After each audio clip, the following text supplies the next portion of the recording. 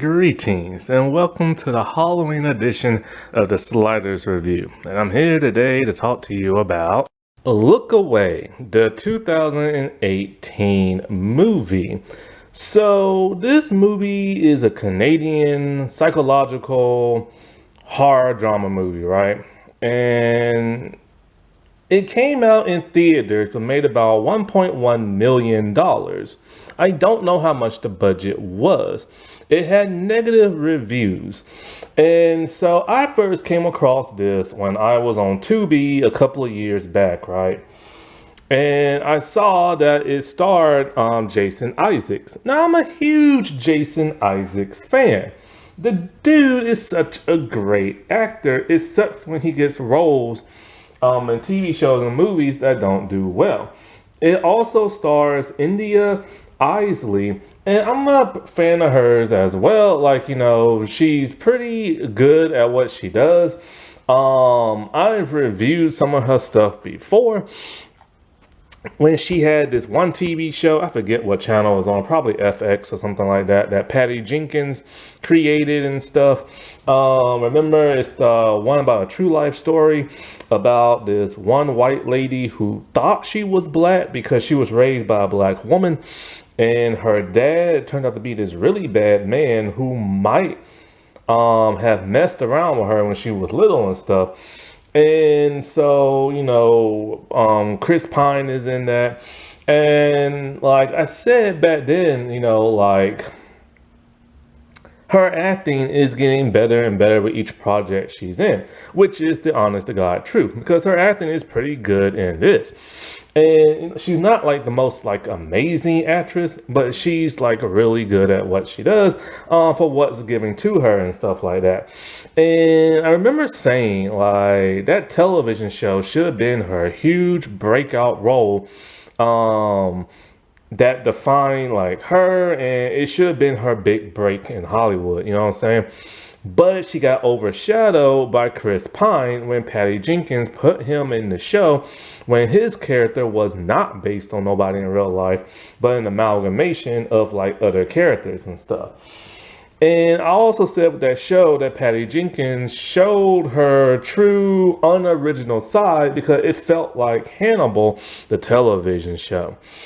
And so and of course now you really don't hear from Patty Jenkins because after the second Wonder Woman movie, yeah.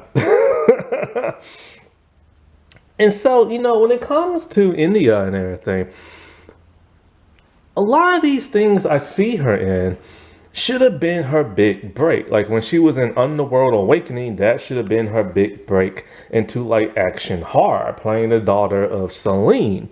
But as you all know, she did not appear in the sequel. And so then she did that television show I told you about, which name I can't think about. And then she has this movie called Look Away. And once again, it should have been her big break into the horror genre, but it is stalling and everything. And like I said before, she is getting better and better with each project she's in, to prove that she's not just a hot, best friend in that one television teen drama she was in back in the early 2000s. I never seen that show. I seen a clip. She was really young in that, probably about, 14, 15, 16, something like that, right? Now, the thing about India, because she is the main, star of this movie, right?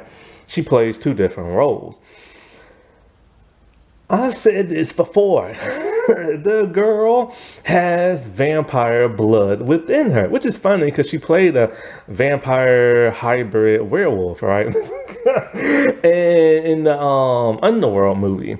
Now, the Underworld Awakening wasn't a great movie. It just had great action. And so, but she has that vampire blood in her. Why? Because she is stuck in typecast and playing teenage roles. She's actually an adult. And the first project I've ever seen her in was, like I said before, the Underworld movie. She was 18 years old playing a 12 or 13-year-old, and she looked like a 12 or 13-year-old. And she's actually 30 years old now, right?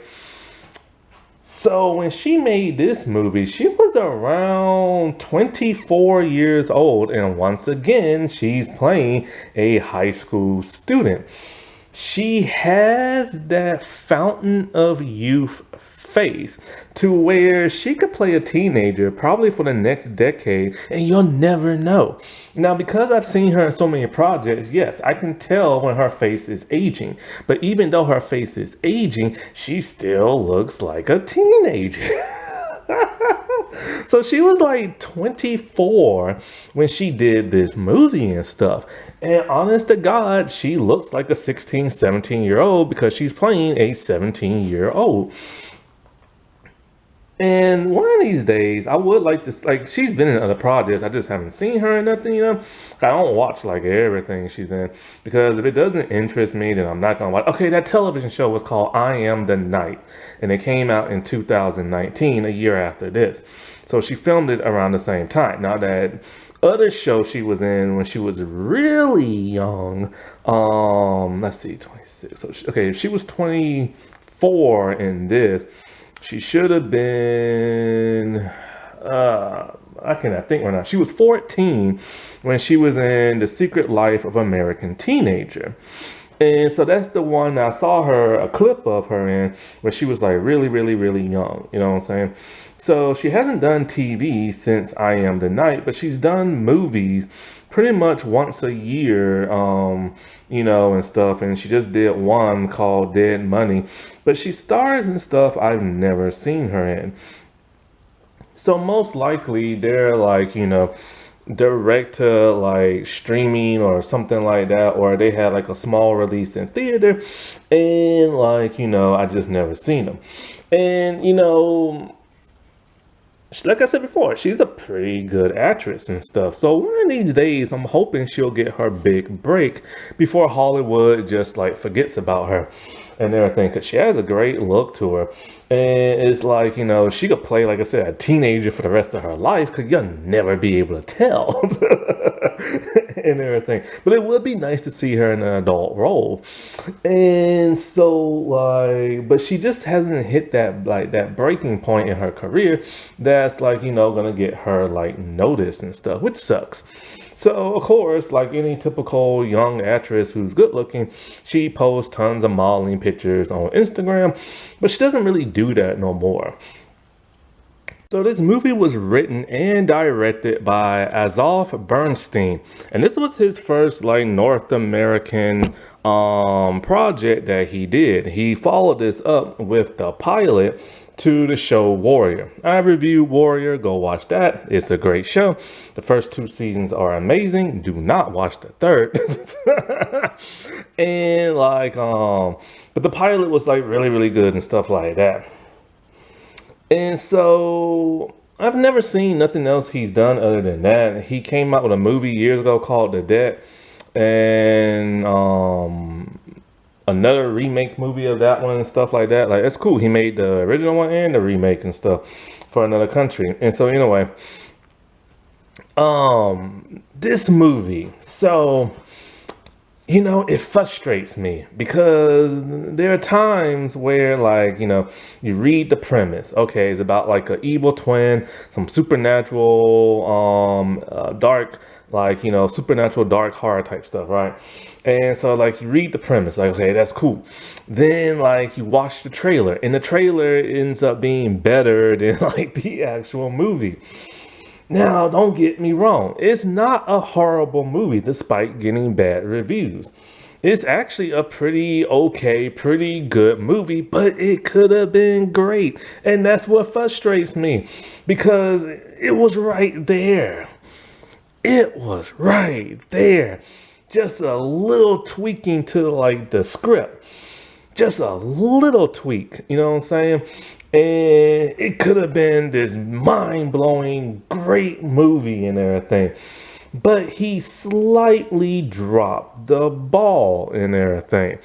Because One, okay, pacing issues. Now, I applaud him for getting right to the point very early on in the movie because this movie deals with a girl who is shy, timid, and gets bullied a lot, right? And the premise is there's somebody talking to her in the mirror. It's herself, like an evil version. And so, of course, the evil twin version. But when you watch the beginning of the movie, it's shown you an ultrasound of two twins. So then okay, if you only see one girl, that means one twin did not survive. So this is an evil dead ghost twin thing, right?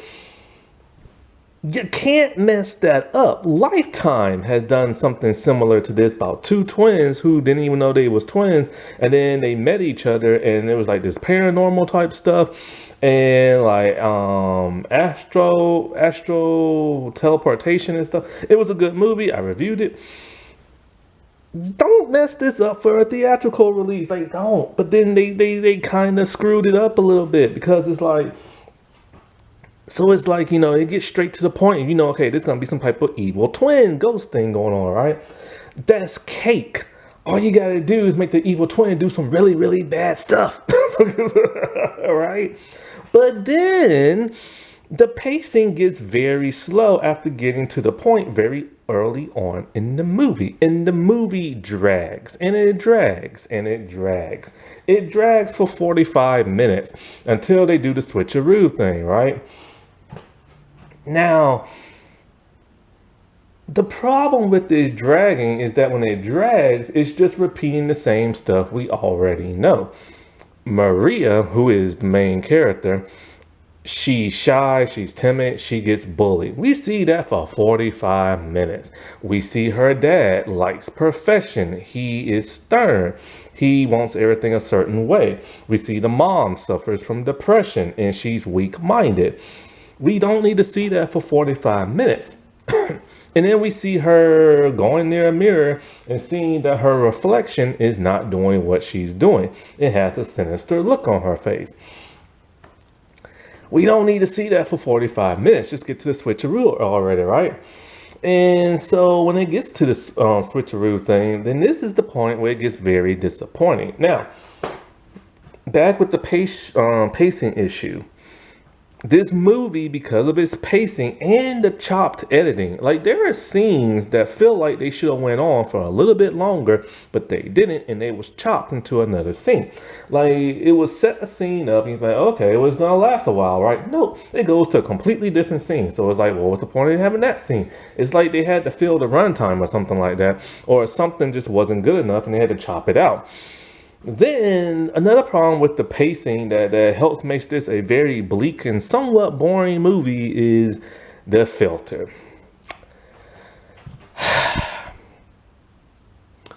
They add a muted, grayish, bluish filter to the entirety of the movie, giving you this sad, dreary, depressed feeling. And then to add insult to injury, it's set in the winter time with snow. So you're constantly feeling sad, depressed, bummed out, tired, bored, and stale by watching this movie because it's very bleak. That filter added in with the pacing issue just hurts the movie so much.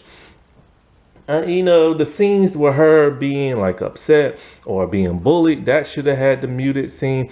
But then everything else, this movie needs some color. How bad is this muted filter? Well, there's this one girl who has a sports car and it's light green. It's the same color as Brian's car, the green one from Fast and the Furious. Remember he used to have like that light green colored car and everything? And so it's the same color as that, only it barely pops on screen because of the muted filter coloration of it all. Like, it just doesn't pop. Like, it just doesn't. It's like you still see the green, but you feel like it's just so blah. And because this movie has nothing but white people and one lonely black dude who happens to be a cop who only has about 30 seconds of screen time, when you see all the white people in the movie, they look like vampires in a Twilight movie. I kid you not. Like, that is literally the color of the filter. They look like vampires. Nobody has any, like, skin, like, tanness to them or nothing like that. It is as bleak as it could be. And so that's a major problem I'm having with it. Now, the second problem I'll get into just a little bit later. First, let me get into just a little bit more of the premise. So I already said it. Dad wants everything to be perfect. Mom is sad and depressed. Mom has a weird hallucination of her legs bleeding and her dad cutting, or the husband cutting his face. This will make sense a little bit later in the movie, because you start to see there is speculation to this whole twin thing, because like the mother, there's flashbacks of her in labor at the hospital and something's wrong with the pregnancy. So yes, this twin did die. Now here's the part that bugs me a little bit, as the girl has no idea she had a twin. So she just happens to see a picture sticking out from the mirror a little bit, and so she pulls it out and she sees an ultrasound of two twins. Never once do she ask her parents, "Hey, who's this twin in the picture of my ultrasound?" Never once does she ask that. And that's kind of stupid. Why wouldn't she ask that? Like, that's like the biggest glaring issue I have, right? And so, like, another glaring issue I have is there's this one boy who's mean to her at school. But why exactly is he mean to her at school? He's always saying something rude and nasty. He trips her up. He does something else to her. I forget what. But I remember she was skating and she doesn't know how to skate that well, like ice skating. When she trips and falls, he pretends to pick her up, only to drag her across the skating ring, and everybody at school is laughing at her. And it's like, why is he so mean and rude? I don't get it. Then he tries to do something to her while she's in the girls' locker room, but I'll get into that a little bit later. So it's like, why does he hate her so much? It's never ever explained, and you gotta explain that, because we need some kind of validation, some reasoning as to why he's a butthole and everything. And then so in the movie, we see that her dad might be cheating on the mom, because her dad's a plastic surgeon. Their house is amazing looking. And so there's this one woman that comes in who talks about needing my nose refixed or retouched up. And the way she's talking to him seems to be kind of like a flirtatious kind of way. Maria can pick up on that. Now, Maria has a best friend. What's the best friend's name? I can't remember. I want to say it's Jennifer or something like that. Lily, that's it. And Lily is her best friend, right? And Lily has like a boyfriend named Sean, and Sean is very nice to Lily. And sometimes it's a little too nice, to the part where Lily literally does something so jacked up. Maria doesn't know how to skate. Lily says she's going to teach her. Then when Maria falls, Lily just walks up to her and is all like, "He's mine, stay away from him," meaning like, Sean. And then she just skates away and leaves her there on the cold ice. And she never apologizes for that, but then she later apologized for that one butt-headed boy for dragging her and stuff, right? And so then it's like Lily's trying to act like best friends again after she just totally just like did something totally wrong to her. Cause and so, but when Mark bullies her too much, then Lily's all like, "Oh, I feel so sorry. I didn't think he was gonna take it that way," and blah blah blah blah blah. And it's like, dude, apologize for what you did to her like the day before, right? So the entire time she's talking to herself in the mirror, because like Every time she goes to the mirror, she sees the reflection doing something completely different. Now, when she plays evil, her it's more seductive and everything, and with the cold, icy stare. And like, oh wait, I've seen her in another movie, but it was a terrible movie. I don't even want to talk about that movie. It was just terrible. Anyway, um, so like she's always talking to her evil twin sister, and her evil twin sister is always encouraging her and trying to make her feel better and all this other stuff until she doesn't. Talking about, oh, they don't like you and dad don't like you and blah blah blah, because her dad, because he wants everything to be perfect, he's all like, honey, because him and his wife are having arguments because the daughter's pretty weird and shy and timid and won't really eat and everything, right? So the wife is like, I have concerns. She's all like, no, you're overreacting. And but our child is screwed up in the head. Why can't you see that? 'Cause the mom's a little bit more laid back. So then the dad's all like, honey, I know what you're gonna like for your birthday. I'm gonna give you plastic surgery to make you look amazing. I'm gonna do something to your nose, do something to your ears, do something to this, and we're gonna perk you up. I'm like, dude, you're saying this to your daughter, and she's gorgeous, by the way, making her feel insecure. So the evil twin is trying to convince her, hey, look, man, you need me to get back at these people who's hurting you. Nobody's going to hurt you. Now I'm going to get some revenge for you. But she doesn't really want to do that. Until Mark embarrasses her at the skating ring, like I told you before, to where she finally realizes, all right, I had enough. So, in order to bring her sister to life, she has to touch hands on the mirror and kiss her sister's reflection. Why a kiss? Heck if I know. So now Evil Twin is in the real world, right?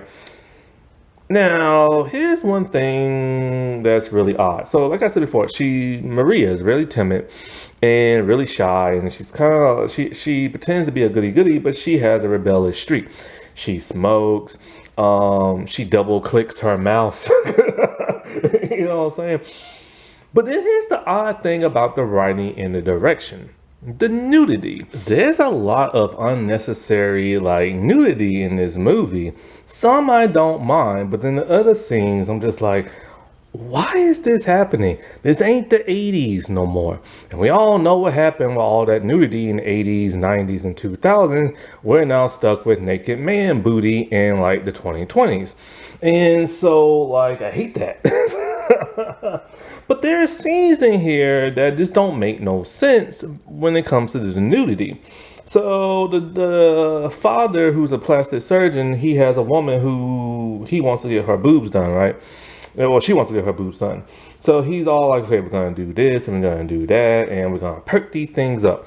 Here's the thing. Her boobs are already nice because they're huge, but he wants to perk them up. And so they show how, I guess, a plastic surgeon would do this. So you see him constantly touching them and marking on them. I'm just like, couldn't they just have her go in for different surgery, like something on her face or something on her stomach? But it's whatever. He's a plastic surgeon, so I can see this is kind of okay. But it still was unnecessary for him to touch and everything like that, right? But then it comes to India, because she's the one who does the majority of the nude scenes and stuff, other than that one random lady who was just cast because she has huge boobs. And I'm just like, why did the director dude write this in there, other than a horny fetish probably or something like that? Because there's a lot of scenes where India, Maria's character, is taking a bath or showering. She's either laying in the tub naked and you see her boobs, she's showering and you see kind of the back area of her. And it's just why do I need to see a teenage character, not a teenage person, because remember she's 24 in this. Why do I need to see a teenage character constantly nude in the bathtub and the shower? They could have done it to where you don't have to see that, right? But that's not where it stops. Then there are the love scenes between her and this one guy. She's completely topless and he's on top of her. You don't see none of him.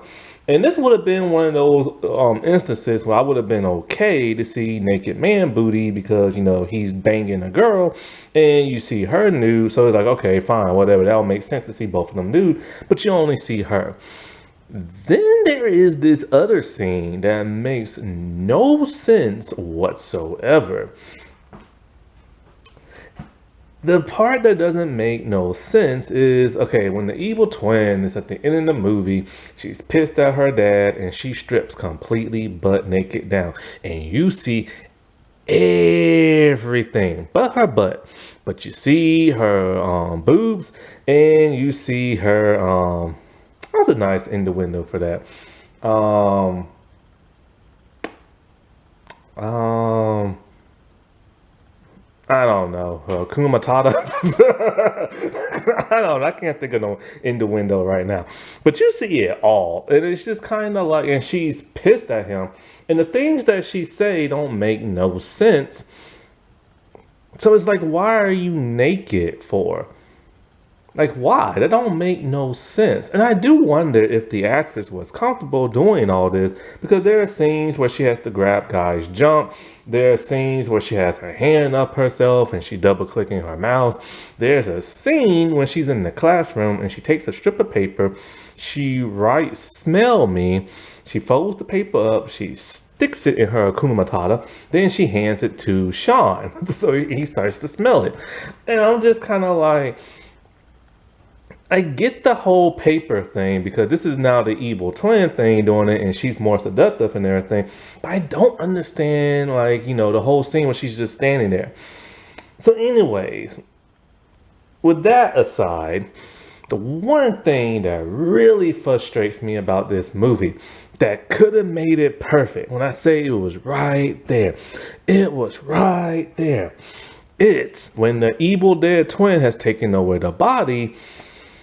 You're expecting her to be super evil in a horror-ish kind of way because this is a horror movie. But it feels more like a PG-13 evil twin vibes that I'm giving because she does bad things, don't get me wrong. She does both psychological and physical. But you're expecting her to go there. Like you're expecting her to really be evil. And that would have been the big saving grace of this movie. Even with the slow pacing and everything, if she would have been super evil and did some super evil stuff, then that would have been the icing on the cake and all that stuff. But the stuff she does while bad, it's like she needed to go more. So this is what she does. If she's pissed at you, she will get you. Because she's trying to avenge, I guess, like her sister and also kind of like herself because they share the same mind or reality. I don't know. It's not really that explained that well. Anyway, so she gets back at her mom. And it's never really explained why she dislikes her mom. But for whatever reason, she dislikes her. And so she knows her dad's cheating. And the mistress is supposed to show up at a certain time at his job. So she has the secretary call her mom and be all like, "Hey, your husband wants a lunch date in 1 hour." The mom's happy and excited because remember she suffers from depression. So she gets all dolled up, and then when she's in the elevator, she meets the mistress. And she's all like, "Oh, that's a really beautiful dress." And she's like, "Oh yeah, it's the doctor's favorite." So mom is now having dinner with the daughter. And here's the thing, we don't get to see the blowout from the affair and the wife finding out. But it was so bad that the dad had to move out, right? And get like a hotel. But we never see the blowout from that. Instead, it chops it and goes to like another scene of the daughter and the mom having dinner. The daughter's like rubbing it in her mom's face, taunting her about the dad's affair. And the mom slaps the taste out her mouth. And so then the daughter like leaves and everything, right? I wanted to see more.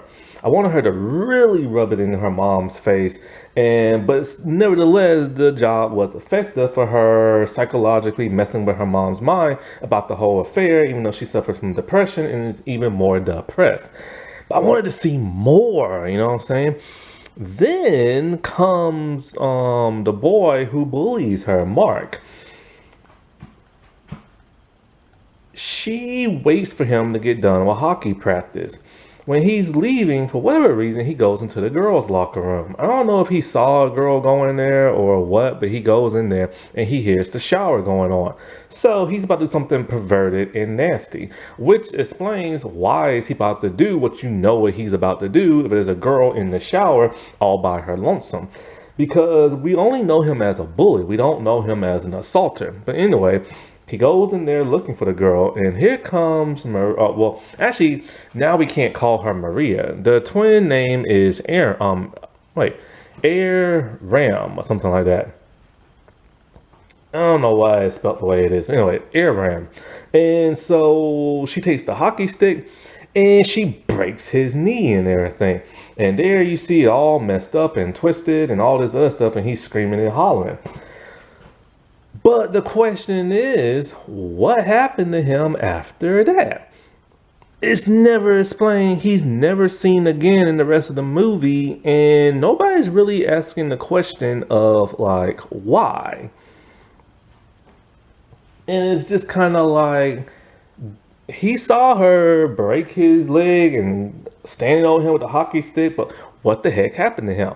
Did he go to the hospital? Did she kill him off screen? We don't know. If she did kill him, it would have been nice to see that. You know what I'm saying? To show that she really is an evil person. Then there comes that of Lily. So Lily, she's all like, hey, aren't you going to finish teaching me how to skate? After what Lily did to her. So Lily's dumb enough to be like, oh, I guess we are still friends. So she knows that Maria can't skate. So everything Lily does, Maria, aka Aaron, Aram, Airam, Aram or something like that. Anyway, does everything, mimics everything she does. And this is the scene that was really engaging and really creepy. I'm like, oh my God, they're gonna go there, but then they screw it up. This is what happened. So she's mimicking the moves, but she's still a little wobbly, right? And Lily's all like, wow, you're really impressive. Like, how are you able to do this? But then it's Aaron always giving her a cold stare, especially as she's mimicking the moves, just constantly giving her a cold stare. This cold stare freaks the crap out of Lily, and she just takes off skating to get the heck on out of there because she realizes that she thinks this Maria wants revenge on her for what she did to her before. And it's a cool chase scene. It's Lily trying to get the heck out of there as like Aaron's just giving her this really cool look, skating nonchalantly, just following her and everything, right? And it's all like, oh man, what's she gonna do when she gets to her? Nothing. Why? Because Lily turned around to look at Maria, and when she turned back around, she tripped and hit her head on some bricks. There she bled out and died. So the evil twin didn't even kill her, didn't even touch her, and she just died. All by herself. I'm like, no, man, it should have been her messing that girl up and everything, because this is a horror movie. So of course the whole mirror thing works two ways. So Maria is able to see her and talk to her. Maria is all upset, crying. It's like, what are you doing? I didn't want this. She's like, yes, you did want this and everything. I could feel it in you and everything. And you know, then of course Sean, because Maria liked him and everything, Aram, I hate that name, likes him too. So when they're about to like smoke some, you know what, in like the room and everything, she starts to come on to him and he's all, yo, what are you doing? Like, my girlfriend just died a day ago and everything. And everybody knows she was there when Lily died because she's the one who called the ambulance, right? So this makes the cops a little suspicious, but you don't really see the cops being super suspicious. And it's like, why not? The cops should be super suspicious, but they're not. Anyway, so now throughout the rest of the end of the movie, you're constantly seeing Sean and you're seeing Aaron constantly banging and everything. And people in school can see them run with each other, skip school together. And people aren't kind of like, dude, your girlfriend just died and you're banging or hanging out with the best friend. Like, what the heck? But they're just constantly doing it. Skipping school, going to like a motel and everything, and his mom calls and is all like, hey, the cops that are at your school, you are not at school, and they want to talk to you and Maria. Because they got some questions for you. But questions about what? Is it questions about Lily? Is it questions about Mark? Is it questions about skipping school? Is it questions about the drugs? Like, what exactly is it? You know what I'm saying? And so not Lily, but what's her name? Aaron doesn't want to go. He's all like, why are you acting like this? And she's all like, oh, you're still in love with Lily. So she takes the bottle and cracks it over his head and he dies. This upsets her because she really liked him. But this also upsets Maria, and they're both crying, even to the point where you don't really see Maria do anything else in the reflection. Now comes her last person she's about to off. And once again, I'm just kind of like, okay, her messing around with like the boyfriend, that I'm okay with, and that should have been a red flag for everybody around them, right? But there was no red flag for everybody around them. That should have been highly suspicious. Because I think he started to suspect she might have had something to do with Lily's death, but they don't really go there. Why are they leaving out this good dramatic detail? I don't understand. This is where that 45 minutes should have went. Instead of seeing her constantly getting bullied, we should have got more stuff like, people like, dude, why you hanging out with your ex-best friend? What happened to Mark? Who killed Lily and everything and stuff like that. So then she's hanging out with her dad at dinner and everything, and she starts eating like a slob and drinking his alcohol, and he's all like, act like a perfect young girl, blah blah blah. So she's just acting raunchy and all this other stuff, and he shows her a reflection of herself. So like, look at you, like, and everything, like, this is not the girl I raised and everything. He's very stern, and you see Maria sad and upset, and you start to see Aaron sad and upset. Then we get a flashback with the mom, because they're just random as could be, because this movie's chopped in a weird kind of way. But we finally get some answers as to what happened to the twin, and it is very shocking. So both twins come out. We don't see none of the babies, but one of them came out deformed. Is Aaron. And so the husband's all like, oh, we can't have no deformed baby. No, we need a perfect baby. So then the next scene you see a baby foot sticking out in the snow. And I'm like, dude, he killed his own baby. Just put it in the snow and let it freeze to death. And how the heck did he get away with that? Then in the end, the doctors do an autopsy and be like, hey, how did this baby get outside and how did this baby freeze to death? It's never explained. You gotta freaking explain that, writer director. Because why isn't nobody suspecting him and like cops questioning him and crap like that, right? So apparently Aaron, this is the part that don't make no sense. Apparently she known all this because she can see everything, right? Even through those baby eyes and everything. And throughout the whole movie, Aaron acts like she's in love with her father. I mean, like in love. Even to the point where she kisses him on the cheek, it looks very seductive and everything.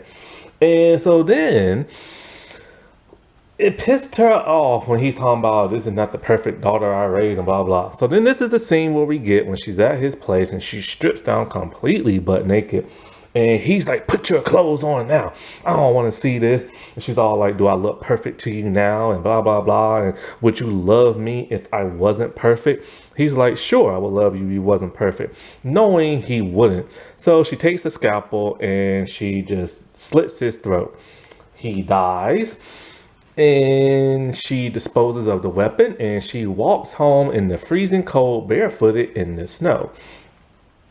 Then when she goes home, she lays in bed with her mom. And this is the part that's really freaky, and I did not understand the ending, and I had to look it up online. So we see her laying in bed. No, before that happens, she's trying to talk to Maria because she's upset about like killing Sean, and she's upset about the whole dad thing, and she wants to talk to Maria to get some comfort, but Maria's not talking, which angers her but she breaks the mirror. So then she goes back home and she talks to she goes and lays in the bed with her mom. Then we keep seeing this thing flicker back and forth. One twin is on one side of her mom. Then we're looking at the mirror reflection. Then it flips and we see the other twin, right? But we only see one at a time. Then it's constantly flipping over again until we see the mom is holding both twins in her arm. And this is supposed to suggest that Maria and Aram have now joined as one in their one conscious. And I don't understand that, and that doesn't make no sense whatsoever. And I'm just kind of like, that would have been nice to explain. Like, we should have seen that Maria is starting to lose her consciousness and everything, and merging more into like the other twin. It's not really explained. It's kind of hinted when you see Maria in the reflection. Sometimes it takes a little too long for her to come to, because you'll see Aaron in the reflection and everything's moving, and then you finally see the reflection moving, being Maria. But it's very subtle, so you don't really truly, like, you get a hint. It's kind of like, what's going on? But you don't really know. And then this whole flickering of the flipping the sides, and then all of a sudden, both twins are there. I'm just like, well, what does that mean exactly? Like, well, I don't get it. So it just means that they merged together somehow. And I'm just kind of like, huh? And then not only that, but it's kind of like, what would have also made this movie better is if the evil twin screwed up the life of the good one and everything. And we could have seen the cops like questioning her, and friends questioning her, and parents questioning her. We didn't get to see none of that crap happen. And it could have been, because at one point you think about the switch places again and think, okay, Aaron just killed all these people. She's looking to get out of this because she knows the cops are going to start asking questions. I thought she was going to switch with Maria, but then they don't. And it would have been interesting. Maria did switch, and then all of a sudden the cops are all like, oh, you're wanted for the murder of this, and that. She's like, no, it wasn't me. It was my twin. But then nobody wants to believe her. Why couldn't we get that?